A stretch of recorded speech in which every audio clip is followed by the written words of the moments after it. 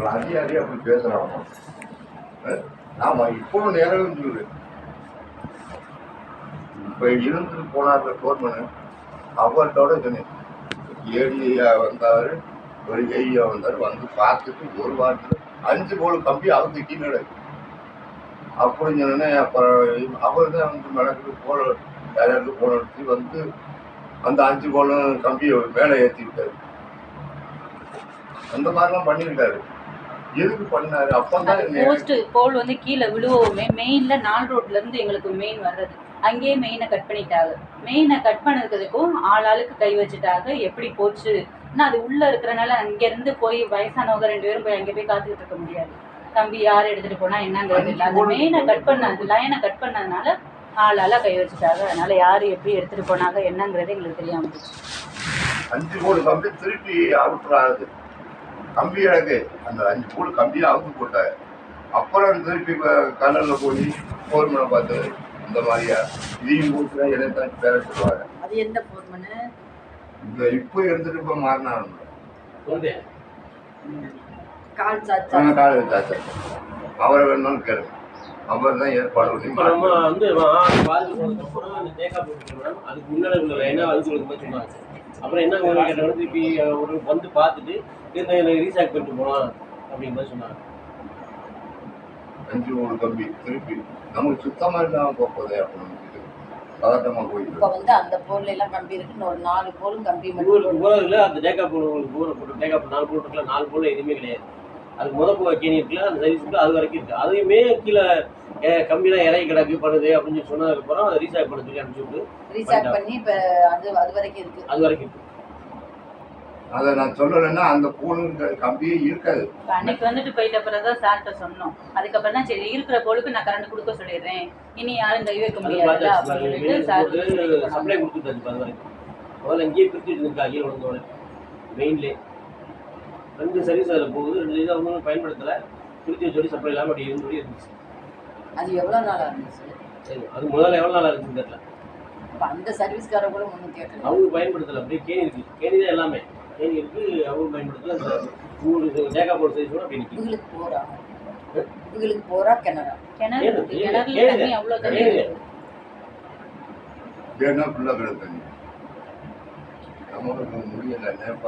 இவரே பார்த்த மணிக்கே இருந்துட்டிய. அடுத்து மாமா தெரியல, பார்த்தபடியே இருந்துட்டாங்க. படிக்காதனால உங்களுக்கு தெரியும்.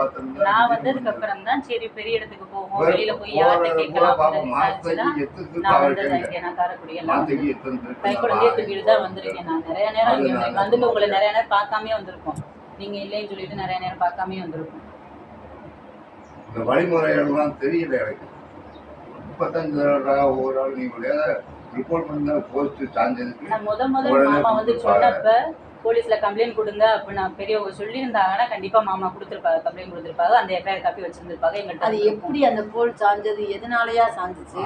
மழை பெஞ்சுன்னா தண்ணினா தேங்கி அந்த பக்கம் கான்ட்ராக்ட்ல போனது அது டேமேஜா இருந்து போல புதுசா இருந்துச்சு. அப்படி உருட்டு மாமாவா பண்ணிட்டு நான் வந்துட்டு பார்த்தப்ப இப்படி தூள் தூளா எல்லாம் கிடந்துச்சு. சரி நாங்க எல்லாம் அலைய ஆரம்பிச்சது, சரி வந்து சரி பண்ணுவாங்க, வண்டினா வர்றதுக்கு இடம்னா வேணுமே எல்லாத்தையும் சுத்தம் பண்ணிருக்கோம். சுத்தம் பண்ணிருக்கோம். அதே காசு கொடுத்து டிபிக்கு காசு கிடைச்சினாரு.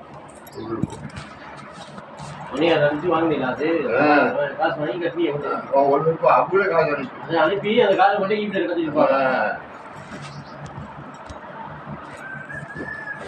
இலவசம் எனக்கு நான் காசு கொடுத்து எதுவுமே அவங்களே கொண்டாந்து போட்டேன்.